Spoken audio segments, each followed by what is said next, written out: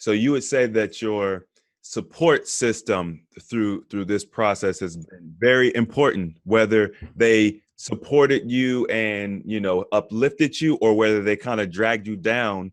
It's not even just simply about you. You got to be careful about who you're around. Yeah. Yeah. We have a lot of enablers and a lot of people who trigger us, which just creates a loop of perpetuating the things that we're trying to get out of. And so sometimes it's a change of environment, meaning sometimes, you know, physical, or just, you know, just having some time alone. I've spent a lot of time alone to fully hear myself and hear my, you know, soul, the part of me that's connected to a higher calling, to be able to hear that and to nourish and learn to hear it clearer. So when I am around people who's used to putting and accepting their thoughts in you, you can stay focused on what you really want and how you want your life to go, and not keep getting sidetracked with everyone else and their input, you know? So Right. it's a balance.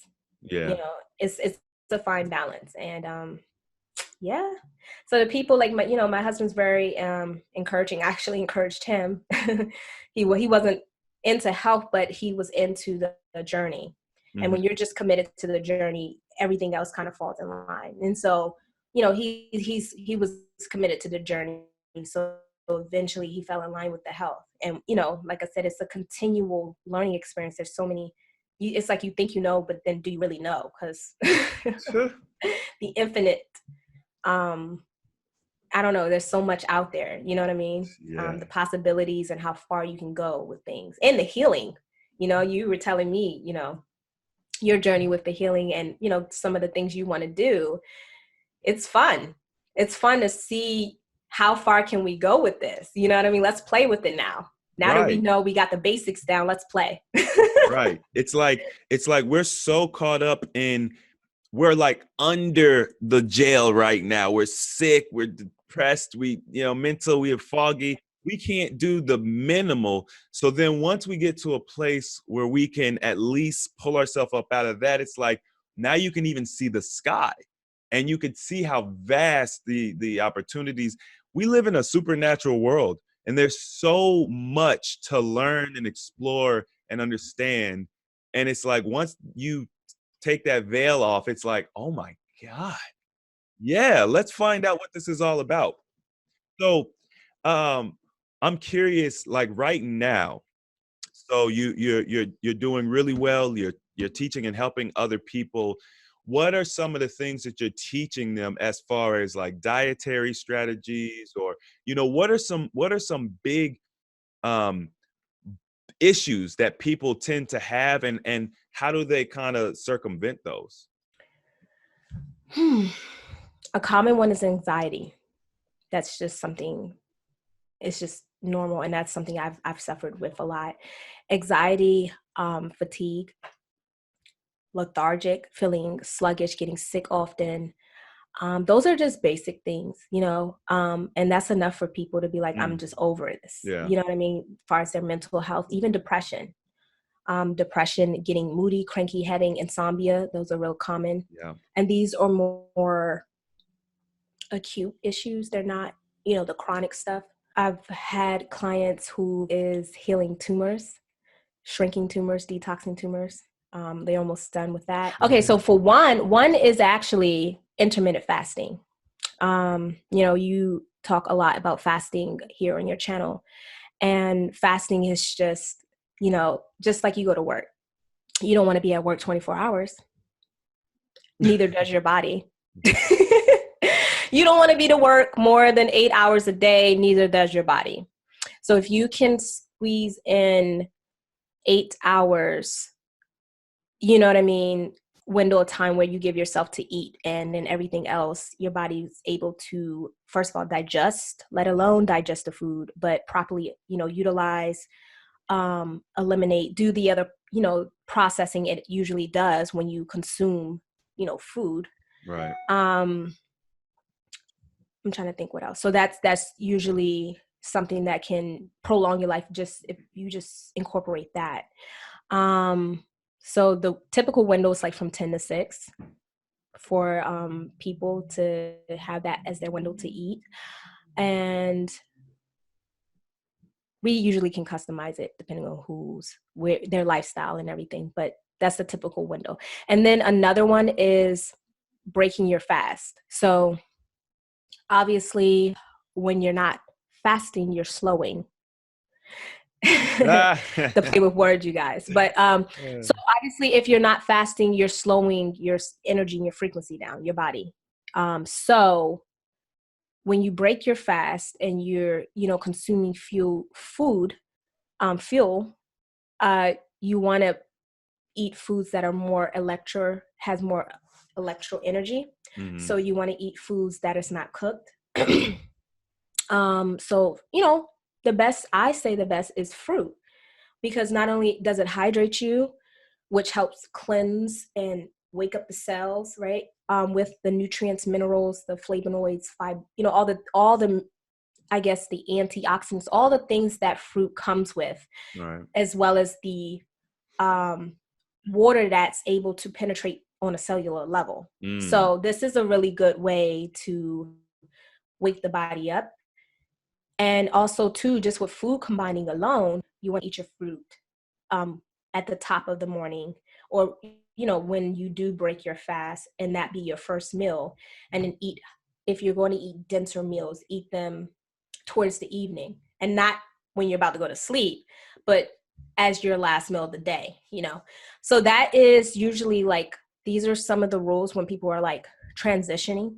Mm-hmm. Some people can just delve right into it. Like I have a client now that literally just start working with her, and she's already on her first week raw, and she loves it. She was on the phone from the first conversation when we first had, and was telling her what her elimination plan. And then talking to her literally like last night, her energy just is like, this was her energy. Yeah. Now she's like, like, so she's so excited. Yeah. And then I'm trying to think what else.